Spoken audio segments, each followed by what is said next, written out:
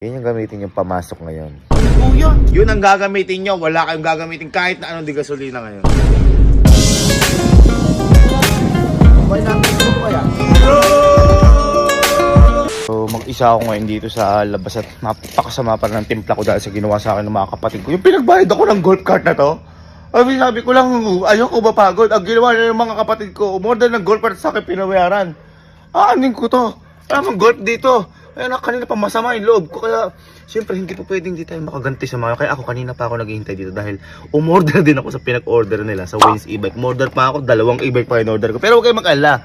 Dahil hindi ko naman papabayaran sa kanila. Hindi naman ako gano'n. Ang igaganti ko sa kanila, kaya hindi ko papabayaran sa kanila. Doon naalala niyo sinabi nila kahapon. Kaya nila bitilit to. Gusto daw nila. Ibig sabihin, gusto niyo to. Oo, binili mo yun. Gusto mo yan. Gusto mo yan. Oo naman. Gusto niya kaya binili Oo niya. naman. Para di tayo mapapagod lahat. Gusto niyo man. Di ba?